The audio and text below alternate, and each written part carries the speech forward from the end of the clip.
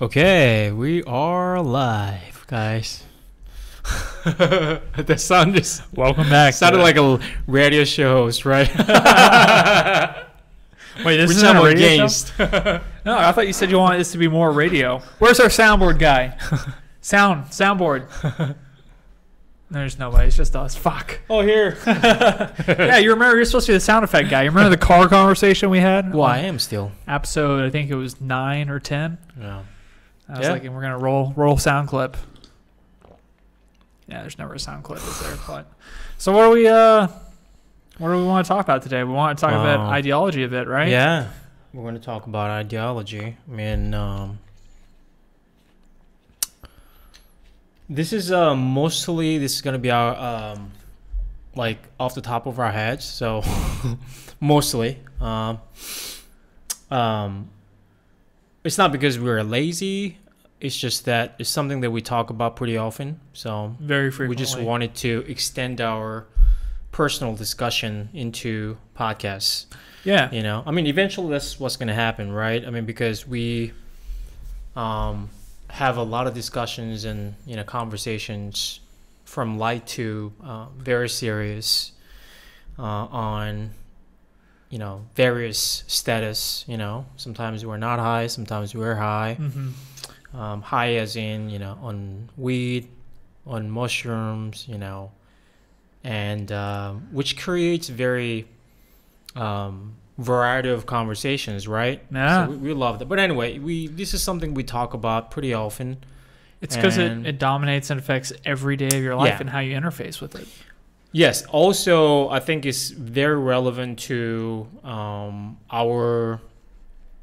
of our core ideas when we talk about this imposed ideas and systems and liberation, all that, right? It's very closely tied to it. Yeah. Right? So- Yeah. I mean, I'd actually say that's probably in the way where we see very similarly eye to eye. I think a lot of our friendships kind of forge in that rebellious nature of Yeah. not like being rebellious in the sense like I need to go revolt against something, but Right. the sensation and the feeling and the idea and the pull to gravitate towards Mm-hmm. I need to go against the grain and decide it and find it for myself. Mm-hmm. You know, so I think it's funny because people looking at us probably wouldn't say they're rebels. They'd probably be closer to hippies or something. But Yeah. I feel closer to being rebellious than I do a hippie. Mhm. You know, this is more like a rebellion against the way I thought reality was, how I Right. dissected reality. And I've come to realize that so much of what I thought about the world was just because it was the first thing I was told. Yeah. It was like my first experience with it. Yeah. That or all my experiences after that first value system was established have Mhm. been biased through the lens of that ideology, you know, Mhm. through the way I see the world, the way I interface with it. It's all based on this kind of exchange, this principle of, is this good? Is this bad? Yeah. You know, rather than me choosing to say, no, this is valuable for me, I would weigh it against the value, against the system, and the system would say, yeah, it's good, or no, that's bad. And, you know, it's freeing day by day, and this is the power of knowledge and understanding and experience. Yeah. You start to realize that system actually exists, and you've never really made any of your own decisions. You've been kind of Right. reactionary. Right. You know, not to say you haven't made decisions or you haven't imposed your will to some degree, but it's been so heavily affected by what you've been told is the truth Mm-hmm. that it could be even hard to say you've made any choice at all Yeah. because you've been so bound by it unknowingly. So that's why I think it's an important topic to discuss, and it's one that I think Mm-hmm. we'll discuss for the rest of my life. And again, like Yeah. we say all the time, you got to go back, constantly evaluate, reevaluate. Mm-hmm. So this is another one of those reevaluation kind of examination points. Yeah, and then I think it's very necessary to continue to talk about this, you know, being us or being whoever else. I mean, it's very important to continue to have this discussion on ideology and systems and, you know, the government theory, political theory. All that is very necessary because otherwise the current status quo will be our last system, which we know all that it is not the most ideal, or that has a lot of flaws, Yeah. right? I mean, I'm not suggesting that there is a certain alternative that exists currently. Mhm. That's not what I'm saying. But in order to progress, we need to challenge the status quo, and that's why we've been discussing this for a long period of time, man. Marx, Nietzsche, so many philosophers and archaeologists and political theorists, Marcuse, and everybody has been. Anthropologists, Yeah. everybody, yeah. All of them have been talking about this problem and flaws of the system and the political theory that we have currently. Mhm. And if you think about how much we progress since all the 20th century, we haven't gone that far from that point. No, we haven't. When you look at it, that's the craziest part. And we have a lot more to go.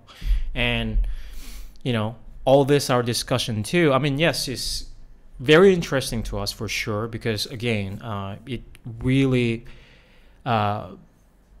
very relevant to our ideas and daily thoughts, but also part of the progressive force. That's how I see it, and then that's why I encourage all people to look at this, especially younger generation and younger people, to look at. I think they're doing it. I think all those noises they're making is, I think, part of that. Part of that force. Yeah, I would say there's some key players out there that are driving maybe these socio and political economical changes. But this is also the unfortunate dilemma. The more something gains popularity and kind of like the human zeitgeist or culture, it almost shifts and becomes something different than the initial discussion at hand, right? Like your experience with it and how you arrive to that concept is very different than being given the concept and agreeing with it. Yeah.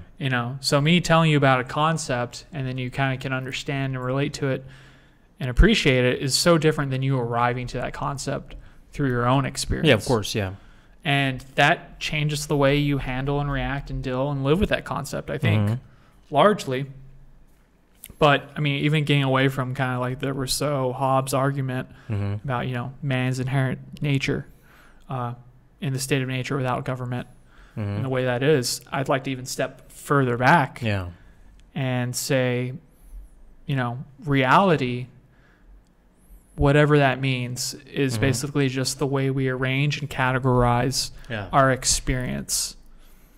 And then based on the way we arrange those things and chop up the world, we arrive to different value systems and different truths that are essentially, that truth is determined upon a set of conditions, right? Like mathematically, 2 + 2 = 4 because we all agree on the system.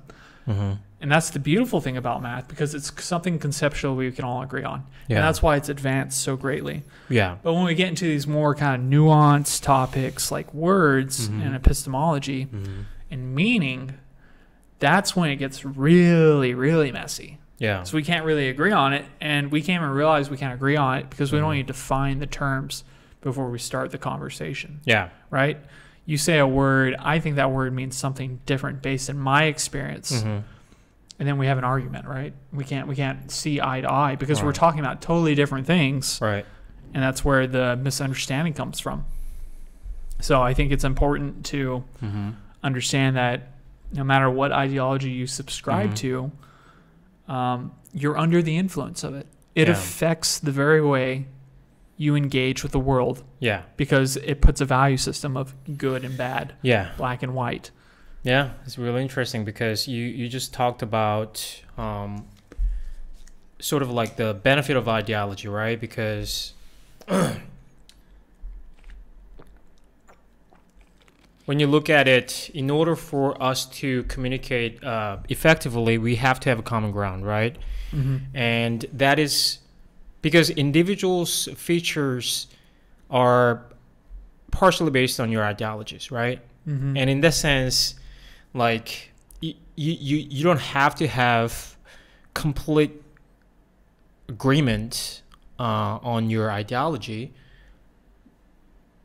but partially part of it plays a role in communicating effectively, right? Yeah. So that's kind of interesting because I think Marx also attributes ideology to social stability. Mhm. I mean, I don't think he really looks at it in a positive way, because the reason being is that the ideology of, specifically he talks about this, this as a feature of society, especially class divided societies, including capitalists. Of course, I think he's concerned with capitalist society more than any other societies when he basically criticizes about this ideology, Which role makes of sense, ideology. right? It's the right? dominating ideology. Right, but narrative that's from the time exactly period. it It makes is- sense. That's what's going to be. He refers to like the dominant ideology. You have to which address is the main one. Inherently, the minority, the power of the system, Yeah. right? So that's why he really doesn't look at it positively. Mhm. So the ideology gives stability, which is not permanent, but I mean can be extended for a meaningful period of time, for humanity, but also it really doesn't represent the majority's ideology, rather the minority's ideology who is in power, Yeah, right? exactly. But it's been spit out to us in such a way that we're forced to comply with it unknowingly at first, right? Because it's the only thing. Yeah. It's the only thing in front of us that makes sense and it explains reality. And again, because you don't know better, Yeah. when you're born into reality, you have to take it at its terms. You have to accept reality on its terms. And you can't just say like, well, this is the way it is. Yeah. And it's very easy to fall into that because we all do. Mm-hmm. Like we all do. We're forced to. But if you slowly look at it more and more, you start engaging with other people and you have experiences, you start realizing like, wow, these concepts don't really do, a great job of defining them that way. If you're an open-minded person, at least you start but you start to observe some of the flaws in the systems, Right. in the way they define reality, and it kind of gets blurred, and then it becomes less black and white, and then you're confronted with something. You come to a bit of an identity crisis. Actually, one of Marx's biggest complaints and kind of criticisms of capitalism is using the example of a factory worker. At one point in time, there was somebody who would build a specific object, or if you're like somebody who builds a home, right? You're a carpenter. Like you have a finished product at the end. It's all these things that go into it. You kind of identify yourself as I'm a person that builds homes. I'm a house maker. And then eventually that argument will change as you get into a factory setting and you won't have an identity, because then you begin to be somebody who builds a singular thing. You build a hoist. You don't even know where that hoist goes. Yeah. Right? You're just building a singular product of a larger thing. Mm-hmm. Specialization, which capitalism encourages, and it's given us a lot of good things, in Western world. There's a lot of homes, a lot of cars. People have a lot of these inventive things, but maybe they've traded a sense of identity for this. And I'm not saying one's better or worse than the other, but you would have to be, I think, lying to yourself to say that there isn't a difference. There is something very valuable about having identity based in what you do with your time. And there's value in a whole bunch of people having access to machined goods. There's value in that as well. So then it becomes up to the individual to kind of weigh the options, like, well, which one's more valuable to me? But the system pushes back against that. Yeah. I mean, you'll hear it all the time in Western society that Marxism's heavily criticized. So much that you hear the word, you immediately have that's anti-America, anti-freedom. Yeah. All these imageries are summoned in your mind. Yeah. And you start to immediately dismiss that principle. Yeah. And you would never even investigate it just because that ideology has demonized this one because it criticizes it. I think it's just largely the ignorance because the fact that Karl Marx really inspired the foundation of communist societies in the future. That doesn't mean that his idea is inherently evil. You know, I think it's just an people idea. just don't know, haven't really read his work or understand his ideas, and just take that superficial, evaluation of him that, he's sort of like the father of whatever, I think there's just this unfair, ignorant association of him with, just bad ideas. Yeah. But, I think an easy way to kind of, when we're talking about ideology, because that's a pretty broad concept. Yeah. I think it might be easier to see it as, an ideology could be looked at as a game, a game with rules and circumstances within it. And basically ideology and reality is how, like I mentioned before, how we dissect everything around us in our experience, in our sensory experience, and then we make sense of it. Yeah. So if we were going to create a video game on your computer, we all might be using the same hardware, right? But based on who's coding it, all these other things, and the story you want to tell in the video game, you're going to arrive at different values. How do you win the game? So something like tic-tac-toe, oh yeah, 3 X's connect them or 3 O's connect them in succession, and then I win. But if I was to go make my turn, I make an X, and then I make my turn again and make another X, and I don't give you your turn, you would say I'm cheating, right? There would be a moral implication within that set of rules that I'm not following that makes me culprit of something. How would you define it within that game? Within the game of life, the overarching game we play, we would say, oh, he's cheating, right? But if it's a value system between you and I, a friendship and a relationship, maybe I'm being playful, maybe I'm being silly, maybe I'm being whatever. But could you imagine if I didn't have that freedom in the relationship with you, then we couldn't have fun. It would just be like, he's a cheater. Yeah. That's all he is. Because you've defined it within that narrow set of parameters. Yeah. And I have to be that thing.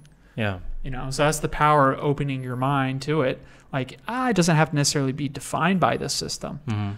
So the reality we live in, we don't necessarily have to let it define it.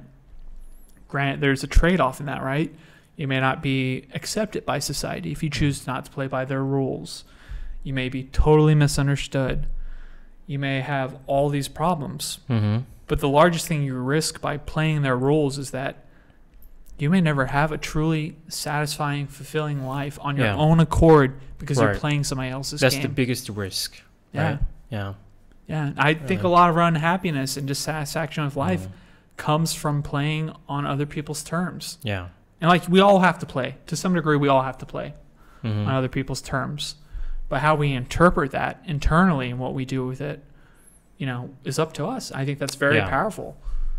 Yeah, I mean, it's really hard to say that there is good common ground that everybody should have, right?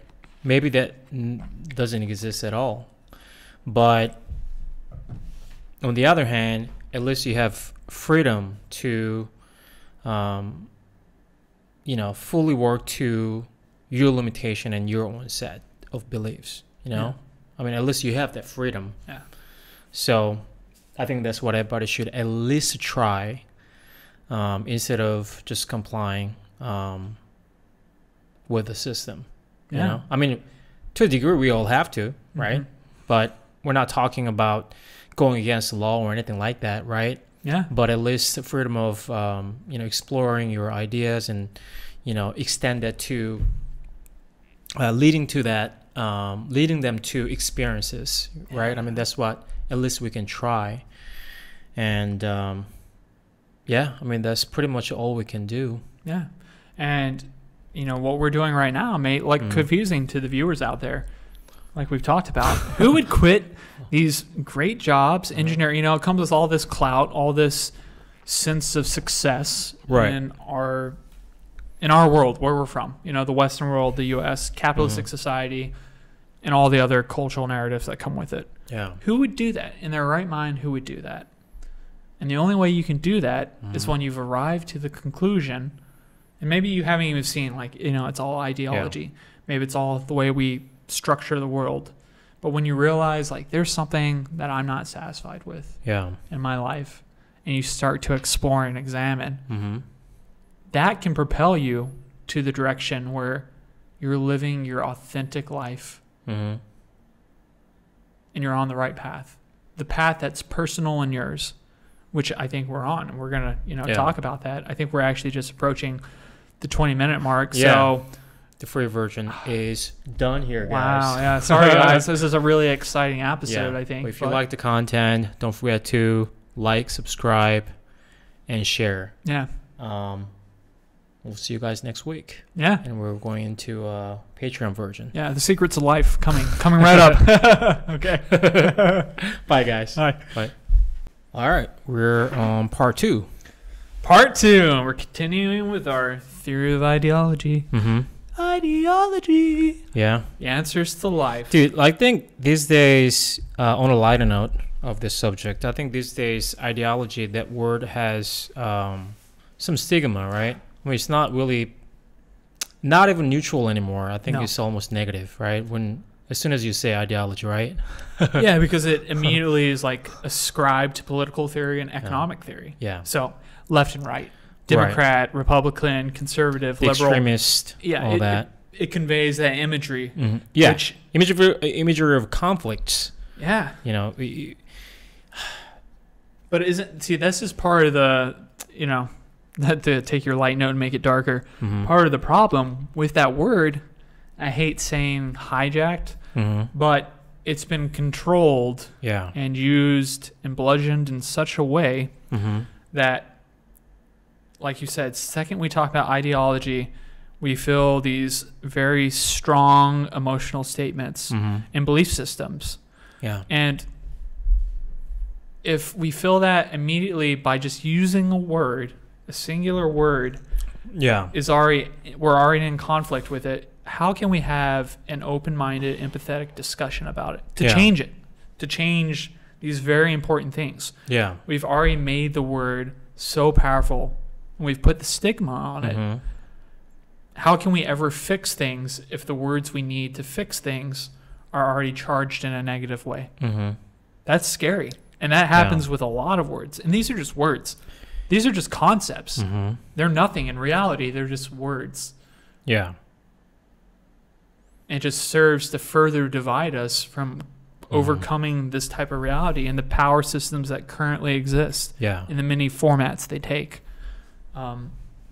So, I think that's the power in kind of creating new words and the value, and also understanding that even the words and the concepts you have available to you they're limited to the system you live in.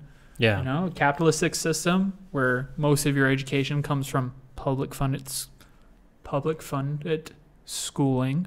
Publicly funded schooling is going to come from representatives, depending where you live, that choose the curriculum, people who print the books. Yeah. And if the only people that are printing the books trying to make money or self-serving interest, then that material might have propaganda in it. And I mean propaganda in the sense that it's a type of education that serves to edify itself and continue itself into perpetuity. Right.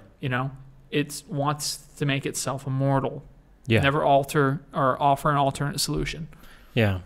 And, just outright lie. Yes. I mean, that's happened a lot of times. And isn't that crazy that that's the case today in today's world, right? When I was in school, I mean, this is my personal experience, and I don't know if this is still the case, but when I was in school, middle school and high school, so we're talking 90s, the glorious 90s. So middle school and high school, there was really big problem with the Japanese government, between Japanese government and Korean government, because Japanese government, allowed a monopoly of textbook, specifically history textbook, for the entire country, on which some of the description and interpretation of their imperialism in relation to Korea was portrayed in favor of them. So basically just a lie. Yeah. Right? So there were some enlightened Japanese scholars warn the government that this is not right. I know what you're trying to do, but this is not right. You can't just lie to students, you know. And I think they try to correct it later, but anyway, the point is this happened in the 90s. You know what I mean? Like, it's crazy. And I mean, it's happening today too. Yeah, you mentioned that China is actively working, trying to prove ownership essentially of Korea. Yes, so that happened. I mean, that was going on when I was in college in Korea. We were talking all the 2000s. And I'm not exaggerating this number. At that time, the government, Chinese government, funded more than $1 billion to pursue that route, that this Korean history at that particular time, we're talking probably like 10th century, whatever, I forgot the exact number, Korea belongs to China. So on the surface, people may think that, well, who cares, man? It's the past, it's the history. But the implication of that is that if they conclude internationally that that part of the history of Korean history belongs to China, then they have right to claim on the land today. You know, they can have that ground. Yeah. Right? That's why they're spending so goddamn much money. Yeah. It's a subtle undermining. Yeah. Under the illusion or the guise of we provide cultural and historical significance to you. Yeah. But they pull the rug out from under you, right? It's like, we'll give you a little something. We're acting like we're doing this on the interest of you. Yeah, so, I mean, very pervasive. Yeah, anyway, I mean, these all crazy things are still happening today. And, you know, some of us know, but I think a majority of us don't know, right? And life is easier that way, right? Don't worry about. You don't have to think. You know how to react because everything's been painted for you in a movie. Right. Every emotion you have has been told to you in a song. Yeah. You've got it all laid out for you, dude. Don't worry about it. Don't pay attention to what's going on behind the man in the curtain. Yeah. You don't need to look at that. Don't look too closely. And even in the U.S. history, you know, we talked about the whole weed thing, you know. Yeah. I mean, heartbreaking, man. You know, we just started smoking weed like in the last year. Basically, you came up to New York to visit me, you, and Steven, you know, fucking RIP, buddy. True. And that's when we start, you know, edibles. So that was like the first time I was like, let's fucking have fun. We just did to have fun. But it's been really in conjunction, obviously, with the type of people we are, philosophy, you know, wanting to know more, seek. I put this in parentheses, truth, because it's dependent upon condition. Yeah. It's been really eye-opening to see how they have actively segregated on so many reasons, you know, race being a reason, you know, economic reasons, but how they've gone after weed and they've called it a drug and they've used it and weaponized it in a way that is, and they've totally misrepresented it. Yeah. And it's really affected how the black community has been treated and been able to grow in the U.S. And they've been, I mean, purposely targeted. And the masses we just aren't aware of it. I really don't think we are. You know, I would have never said I was racist, or I never even thought that racism could exist in such a subtle, most like perverse way. Yeah. It's so well hidden. Yeah. Like, that's why a little more disgusting, right? Yeah. I think that's what makes it so disgusting, right? Because it's so subtle, and which was meant to be, right? That's the thing. Like, on the surface, oh, guys, this is bad, don't do it. But beneath the surface, right? Wow. I feel like I've been gaslit, dude, my entire life. Right. Like, seriously, I feel like I've been gaslit. And that's crazy to think.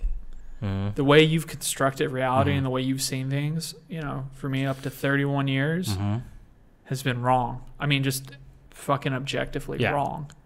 And it breaks my heart a bit, you know? This is exactly criticism of Marx, right? The ideology gives us, you know, the society's stability, but, you know, it's flawed in ways in which it only works to the material advantage of the ruling minority. Yeah. You know, I mean, Yeah. The ruling class, the Yeah. ones with power. yeah. I mean, this is the evidence of it. Yeah. I mean, still not until today. It's not fixed. Yeah. And here's the fucked up thing. Guess what? Public perception has slowly changed. They realize, like, oh man, this truth or, you know, this powerful substance is just too big to control. Okay. Oh well, how can we make money off this? How can we make this a little self-serving? You know, well, we fucked up all their lives, but the white people are starting to like it. You know, the majority, the Right. people we have control are, you know, they seem to enjoy it. Maybe we can legalize it and get some money out of it. Yeah. Yeah. Now, you know, we fucked up generations. You know, tons Yeah. of lives, Mm-hmm. black people and things like that. But we can finally take advantage of this. So we're going to start Right. legalizing it, and we can we have seizing again what Marx is talking about. Yeah. They seize the rights to manufacturing. They have all the control of manufacturing. Mm-hmm. So guess what? They're going to make money all of it. You know, Mhm. make tons of money off of it. And now it's cool again. Now it's good again. Yeah. I mean, they're doing the same thing with trans, homosexuality, Mhm. all these things that are totally normal, totally okay to be. Yeah. And they're just saying, well, there's a way to make money off it now, so we're fucking cool with it. Yeah. Like, they don't really care about Exactly. progression of like social, societal issues, Mm-hmm. things that are going on. The common people don't give a fuck about that. I think at all. There's some people, key players that do, but the system. And again, I'm not saying Yeah. this is necessarily. I mean, it's not in a Specific meaningful people. way. I mean, I'm sure, you know, in the people in the public relations of these corporations, maybe some of them really care. I'm sure there are people, but not in a meaningful way. Yeah. We're talking about on the level of system, right? Yeah. Doesn't exist. That kind of interest doesn't exist because Yeah. the sole, you know, purpose of this corporations' representations of their ideas on, you know, feminism and all that is to boost their image, you know, Yeah. and therefore creating, you know, revenue, right? I mean, that's all about it. Yeah. Again, like, I'm not saying that individuals in this, you know, works may care or not, but on the level of a system, that interest doesn't exist. That's what I'm saying, because Yeah. there is purpose, one and only purpose of Mhm. those, you know, behaviors. Dude, isn't it even fucked up if you're one of these people, Mhm. say, you know, you're trans or something like that, and the only time this system starts caring about you is when they find a way they can exploit you to make money. Yeah. I'd be fucking livid. I'd be like, now you care about me? Mhm. Now that you can make money off me? Now you want to hear my side of the Yeah. story? Yeah, Like, it's, now that I've been subjected it's to your, upsetting. your racism, your sexism, all this for so long, dude, Mhm. it's fucking so infuriating and sad. yeah. I mean, I think about, you know, even something that's closer to, like, I guess the norm as Western society is concerned, but like women, the way women have been treated. Yeah. Oh we talked my about God. yesterday a little bit, right? Yeah. Because I recently watched this movie, Gangaboo. I'm so sorry, I can't really pronounce that. Gangaboo. There's new. There's this new Indian movie on Netflix. Again, the Netflix is a little bit different. Yeah, we're in Thailand, so it's probably different. So, yeah. So I just saw this. It was number 4 out of 10. I watched it, and it was really good. But also, like, it's about this true a character based on a true story, who was sort of abducted when she was 14 and became a prostitute, and then became like the leading force among them to fight for women's right. And then it was done so right. Like I said, the storytelling was great, and also it was not in my face, you know, like a lot of, you know, Hollywood movies do when it comes to feminism. And those women at the lowest possible status in a society, the lowest of lowest. Yeah. And when these women, the characters, right, struggle for their rights, it seems so genuine, seems so justifiable, and I couldn't do anything but agree and being empathetic, Yeah. right? And it's crazy that this is still happening today in Mhm. India somewhere, right? I'm sure it's happening still in India, because Dude, all I don't over think it. that was the end of it, you know? No. So I mean, it's abundant, man. I don't know how you could be, you know, I hate like labeling and throwing terms on, because there's so much that comes when you put a term on yourself. But I don't know how you could say you're a loving human being and not be a feminist. Yeah. I'm like blown away, man. All these people want is to be treated like people. That's literally, that's it. That's just all it treat is. me like another person. Yeah, That's I mean, it. the true equality, right? Yeah. The true equality in a society. And we're not there yet, I think. I don't even think we're close, man. I mean, this Honestly. is debatable when it comes to, income and all that. You know, this could be a little more tricky when it comes to that, but it is undeniable that women's rights is not still fully guaranteed on the level that we as a man are guaranteed. you know? Yeah, I mean, because there's going to be bias that goes into the process when they Mhm. talk to you, the expectation, Yeah. what they know they can get away with. Mhm. And again, not to like fault the people that are, because they're byproducts of the system as well, Right. right? They're just going to basically parrot what they've been taught, what they've been told. Mhm. And that's why nobody ever realizes, like, oh shit, maybe I'm a little bit sexist or racist, Mhm. because that's the truth you've only been given. Mhm. You would never intentionally hurt somebody. So you think like, well, I would never intentionally treat a black person different. I'm not racist. Mhm. You know, so you would say, well, I'm not racist. Yeah, I would agree with you. Like, yeah, you're not intentionally racist, but Mhm.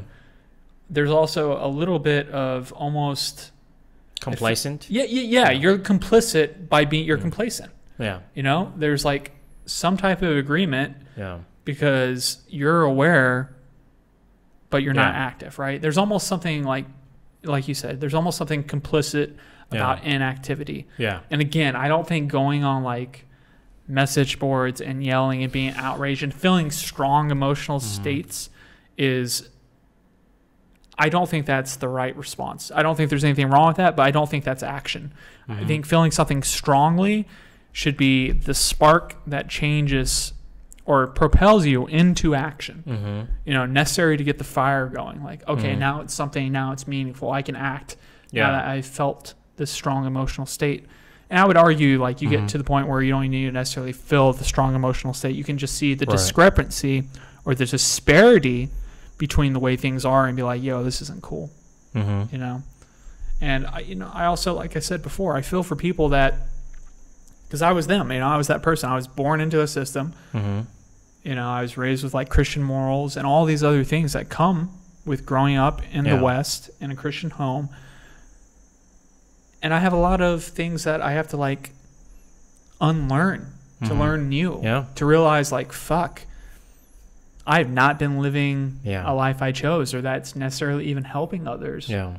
I've just been helping others by the definition of this system that told me that's what it was. Right. I thought I was a good person under this system, and that's all coming undone and being unraveled. And it's extremely humbling. And I think this is where you kind of find, like, the ego death a little bit. Like, you get humbled.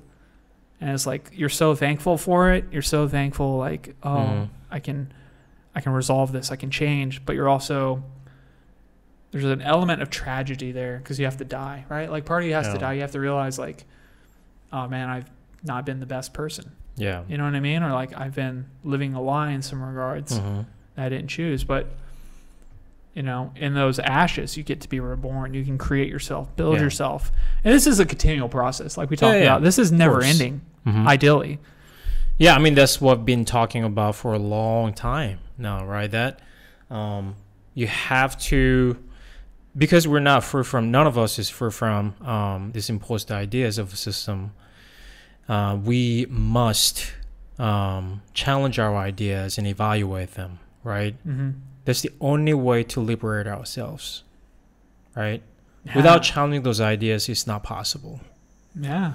Because everything you do without challenging your ideas and status quo will be flaws on top of flaws, Yeah. So you're stacking flaws, I mean, along the way you will have some meaningful, blocks, but it is fundamentally flawed. Yeah. Well, we've talked about this, say you're building a skyscraper.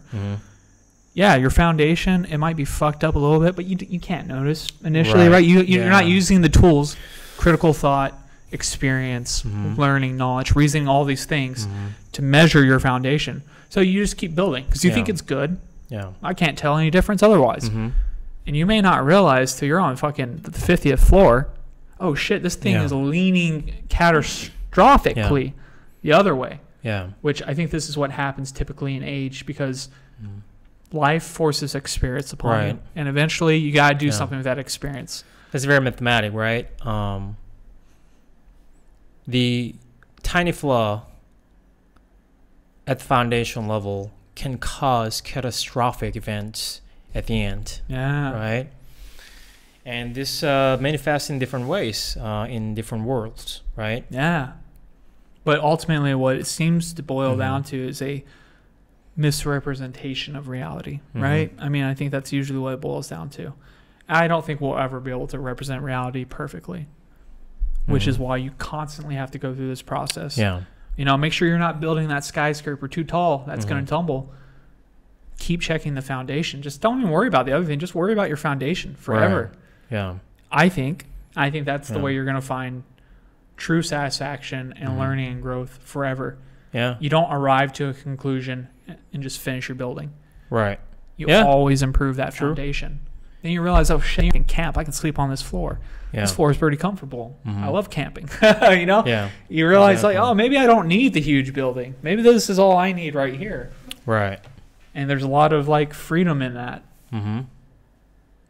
Dude, I'm just excited to continue to live a life that's trying to uncover, you know, again, I just say the truth, you know, Yeah. the way things are, the matter of things, Yeah. and roll with that flow and that tide and that change Mm-hmm. and just be in the moment. Yeah. It's funny. I mean, we had the conversation off screen before this about similar things, but Mhm. I feel like even the podcast, like when we have great conversations and we're on the right path, it reflects in the podcast. Like the words come effortlessly. Yeah. We have good material. We're talking about what we want to. We're doing the Mhm. research, blah, blah, blah. Yeah. And it seems to come together, Right. which makes you feel like, oh, shit, this is the right path. Like we've experienced Mm-hmm. so many times on the path since we've gotten on it. Yeah. Yeah. And there's bumps and tribulations, right? I mean, like, David, Yeah. Of course. the Mhm. unhappiness, I don't even know if I'd say unhappiness, but there's just ups and downs. I wouldn't ever say I've been unhappy here, maybe Mhm. unsatisfied in certain avenues, but also thankful for Right. that lack of satisfaction, right? You know, Yeah. like, There's subtle differences among them, right? Yeah. Unhappiness, unsatisfaction, resentment.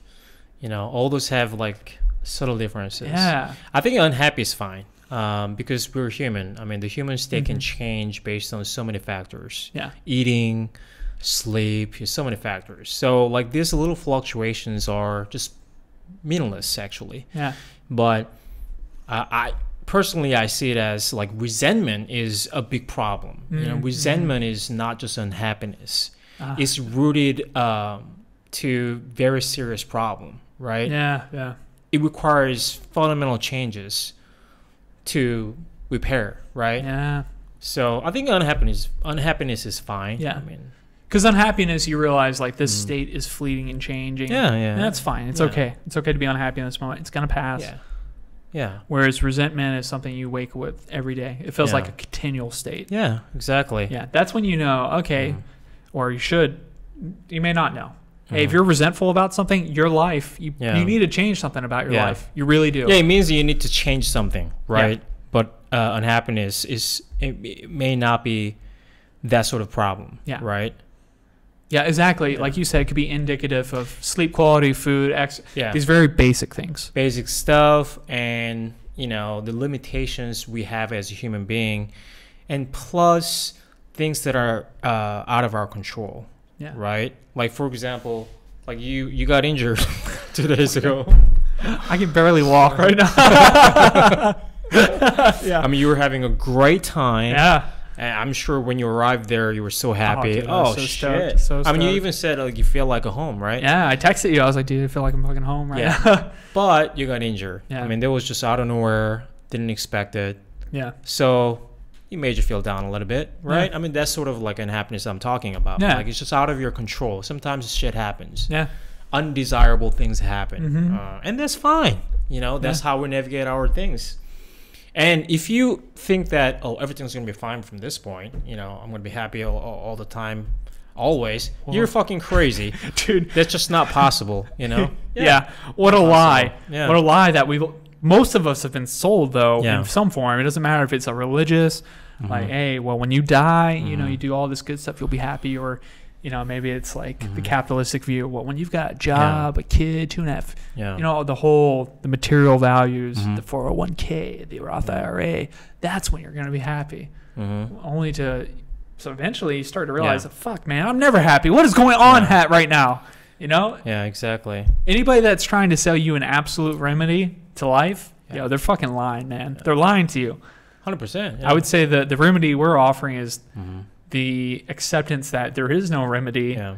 I mean, that's Go with the beyond, in my opinion, that's like beyond the religion, you know, the lie of religion. You know, if anybody tells you that a singular status is can last permanently, that's a fucking lie. You know, physical lie, you know, scientific lie. We don't know anything like that in reality. Yeah, I mean, that's just not possible. There's nothing like that in reality. The only thing that exists like that is a concept. Concepts are the only thing that exist in perpetuity. Yeah.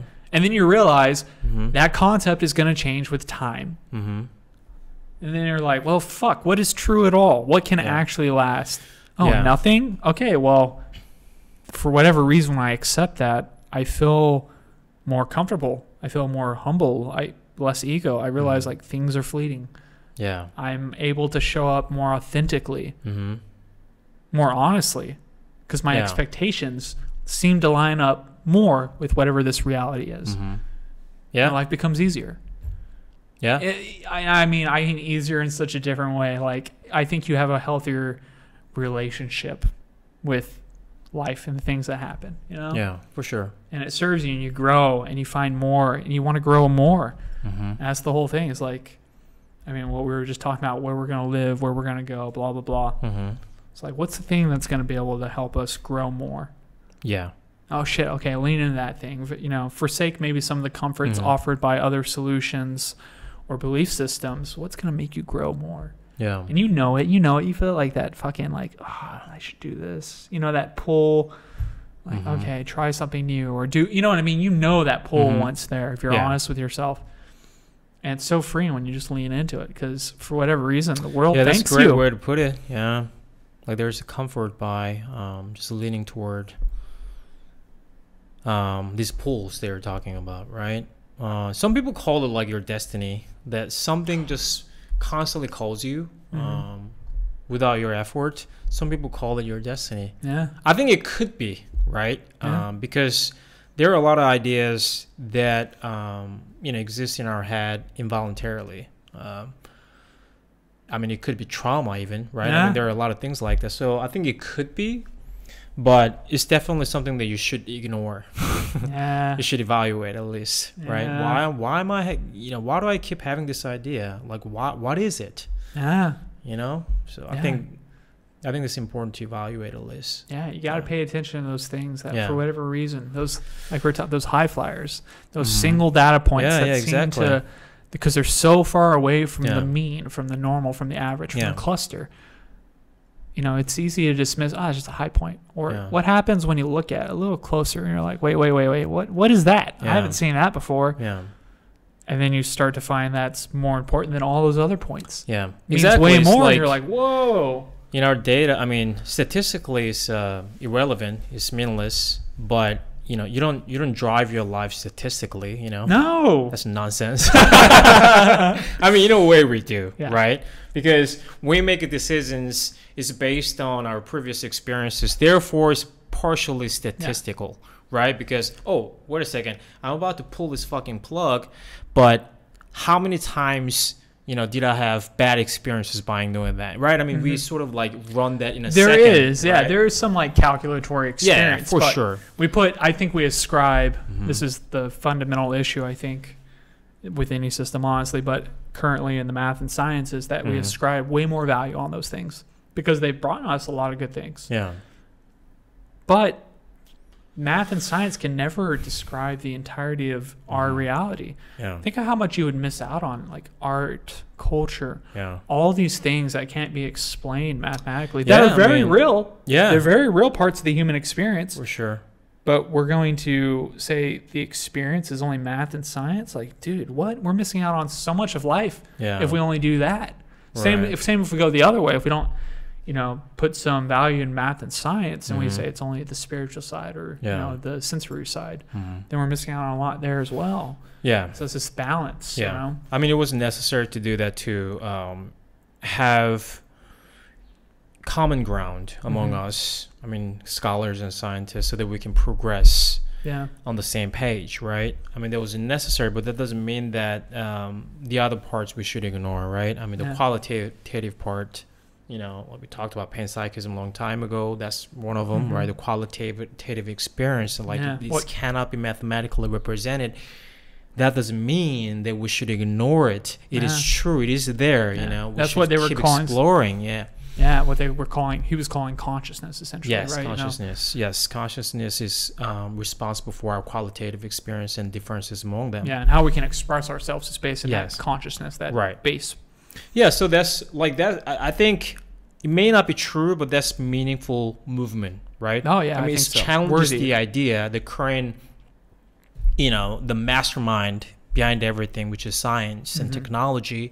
It kind of challenges that status quo, right? Yeah. Guys, this is real. This is real. We cannot ignore this. So, I mean, eventually we'll get there better and better. But the point is that, I mean, I guess this is relevant to our ideology and system today, that, the science and technology is the system, right? Mm. A lot of people that technology has liberated us, but kinda and kinda not, right? I mean, if you look dude, at yeah. what we can do today in terms of knowledge, yes, great, way better. There's no comparison between today and prehistory era, but there's what was I gonna say? What was I talking about? It You're Like, talking about sciences. The Oh yeah, yeah. qualitative- So like there's of course there are benefits. I mean, advancements that we made, but also if you look at sort of like the over number of hours that we work today, it is not necessarily better. Actually, we work more. Mm. We work more than before the science, all this progress that we made. Yeah. So in that sense, it's hard to say that science and technology truly liberated us. Yeah, yeah. Can We say become different slaves to different masters, I think. Yeah. The deeper you dig into any of like way you want to define your world. Mhm. And don't get me wrong, I think that's the inherent nature of things. Mhm. I think that's totally fine. But when you don't realize you're doing that, Yeah. you might be falling trapped to some ideology that doesn't serve Mhm. you. I mean, for example, your sport, Muay Thai, and climbing, the stuff we do, you sacrifice a lot to be good Yeah. in that thing, right? Because Of it's course, a yeah. defined system. To get good at climbing, to climb a specific rock in a Mhm. certain way, you train a specific way. You give up certain things. You make certain sacrifices, Mhm. right? Because the value in your system Mhm. says climbing this grade, Yeah. that's the highest obtainable good. Or in Muay Mhm. Thai, being this good of a fighter, beating this many people. So that affects how you behave and act to Mhm. achieve that value. Same with the sciences. They're offering a solution, Yeah. math and science, but maybe the sacrifice, maybe the exchange is not that great. Mhm. I don't personally think it is in a capitalistic society. What, you mean fucking work 60 to 80 hours a week Mhm. so I can die with money in my bank account? Like, No. bro, what? No, Yeah. absolutely not. Mhm. Not worth the trade. Not even close to debatable. Yeah. But in all fairness, I did it for fucking almost 30 years of my life that Yeah. way, with breaks here and there, thinking like, pushback. I'm unhappy. This isn't satisfying. I'm not satisfied.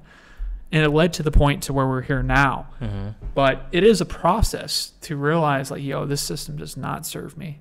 Yeah. But I think the cool thing is once you've done it once, like we talked about, once you've truly learned something once, you start applying that to everything else. And it makes it so much easier to navigate life. Yeah. So much easier. Because those signals, those data points, you start recognizing, and you're like, oh, that's the one to pay attention to. Yeah. It reduces the noise. That is very true. Like you develop, by doing that a lot, repeatedly, you develop the eye of eye that sees truth and sees the paths toward the truth Yeah. a little more easy, right? I mean, you Yeah. develop the kind of eyes because you've experienced it, and then you understand the power of it, and then you understand how little you are. You know, Yeah. you really understand the importance of it, and you're open now, right? Before you're closed up Yeah. because of your ego and ego of your knowledge and ego of your intelligence that, oh, I already know fucking everything. I know how to navigate. Yet you're so, you know, resentful. Yeah. You don't understand why. But once you've experienced it, like, you're fully open You're now. like, oh, Wow. of course I felt that way. How could I Yeah. not feel that way? So this is what we're talking about when we say like spiritual, right? I mean, you get that alignment. yeah. It's a great feeling, but you know, we've done it without, you know, without help, without, I mean, I shouldn't say help, on different conditions, right? On different status. I mean, we've felt that on mushroom, you Yeah. know, without mushrooms. Yeah, you know. you know, you read a good passage, a philosophical or something that speaks truth to you, right? And That then just kinda- repeatedly speaks to you, right? And then Yeah. just you can deny it. yeah, you keep coming back to it. exactly. To get refreshed, you're like, "Ah, fuck." Right. But also, you can say that those repeating visit of those ideas and thoughts, you know, could be just your luck, but also it could be because you're tuned into it, you know? Yeah. So that is the equivalent to when I say you're tuned into truths more. That means to me is fully open yourself. Yeah. Yeah. Be humble, you know? Wow, you know, it's funny. I was thinking about this the other day, but I feel like up until the last year, I've almost learned nothing, like in a meaningful way. I've memorized things. I know how to do things. Yeah. Understand scholars' ideas, thinkers' ideas. But this is the first time I'm like, I feel like I understand. I feel like Yeah. I'm actually learning. You know, like I have a sense of what they meant more than the words. I like, Yeah. fucking, I get it, man. Yeah. I can truly empathize with the concept Yeah. personally. And it means the entire world to me. Yeah. In such a way, like we talk about, you know, if I died right now, I feel like I'd be totally fine. Yeah. I'd be totally happy because I feel like I finally understand. Like, Yeah. I was thinking about this when I was on the bike and, you know, I was like, the guy was driving, I was on the back without a helmet. I was like, dude, if I died right now, like, it'd be fine. Like, if we crashed, yeah, it'd be a bummer in some ways, but that's fine. Like, this has Yeah. been such a great life, I'm like, my back, I can't walk, you know, I'm in so much pain. I'm on the back of this scooter in traffic in Thailand, and I feel totally at peace, Yeah. you know? Surreal. Yeah. Surreal. And you only get that from, I think, when you truly start to learn about yourself and the world, and Right. it just opens up and changes your life. Yeah. And I think that's why you want young people to get this, you know? Yeah, for sure. That's why, you know, it was last Thanksgiving, not Thanksgiving, Halloween in Arizona. I remember we went out. Was that Mesa? That What was the spot they Scottsdale. went- Oh, Scottsdale. Scottsdale, yeah. This girl, I was talking to this girl, very cute. She asked me, because that's after I told her how old I am. And she asked me, so if there's one thing that you recommend to young people, what would that be? I told her reading. But I think I'm going to have to change that now.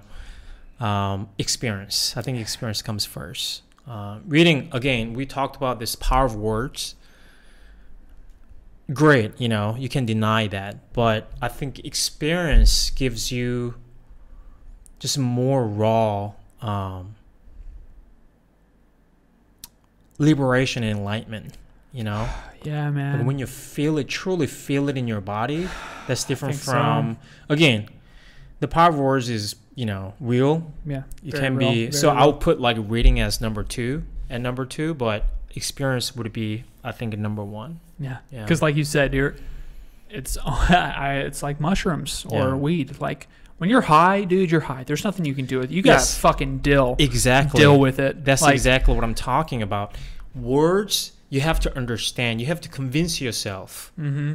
You have to. Yeah. Got to peel back to understand. Yeah, you have to understand, meaning convince yourself. But experience, you don't have to convince yourself. It comes to you. You just feel it. Yeah. You know it is true. That's something, nobody can offer you, Yeah. Yeah. That's why I think I want to put experience first over reading. I'm totally inclined to agree. Yeah. I mean, they're complementary, right? Experience Mhm. is complementary to reading, while reading is complementary. Mm-hmm. Essential to you would never just paint a picture with a singular color, Yeah. right? So experience could be blue. Yeah. Yeah, a picture of blue. Oh yeah, it's blue. Mhm. Oh, maybe we need some reds. Reading. Maybe we need some more, other types of things. Yeah. Oh, maybe that's learning. Maybe that's whatever to paint this picture that we see before us. Yeah. But yeah, experience hands down, like we talk about all the time on this podcast. Mm-hmm. Fucking go get it. It will change your life Yeah. in ways you can't even fathom or imagine.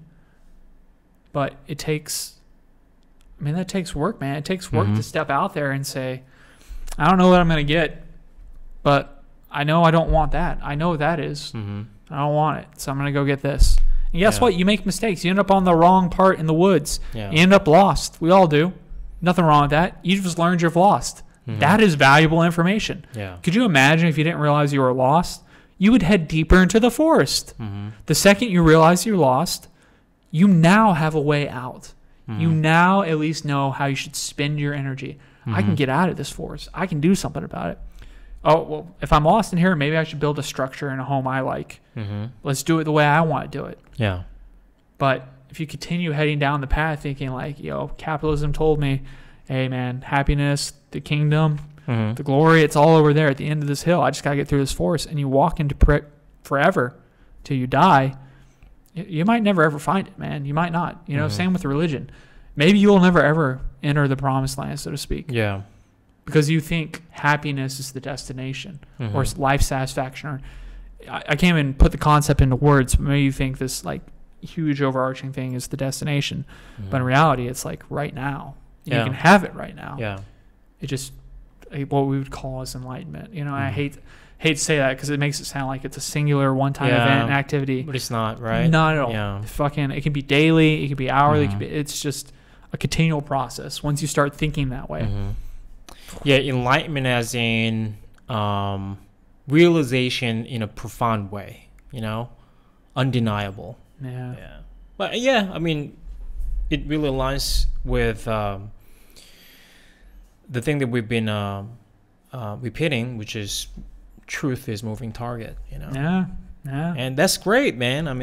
That's great in that you have more opportunities to do that, Yeah. That's why life is great, right? Yeah. Dude, how exciting. I mean, think about it. We live we're so happy. Nobody listens to our podcast, really.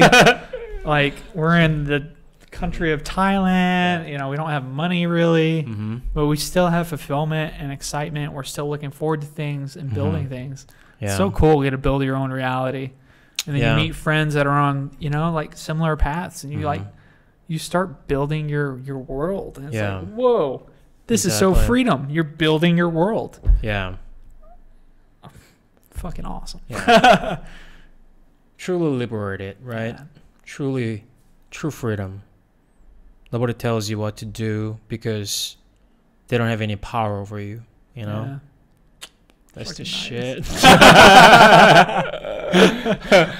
But we're 43 minutes in now. So I guess with the other 20, we're I think it's a good note to end it. But don't forget to become a Patreon members. Well, wait a second. This is Patreon version, so I shouldn't have said that. Thanks for being a Patreon member. Thanks for being Patreon.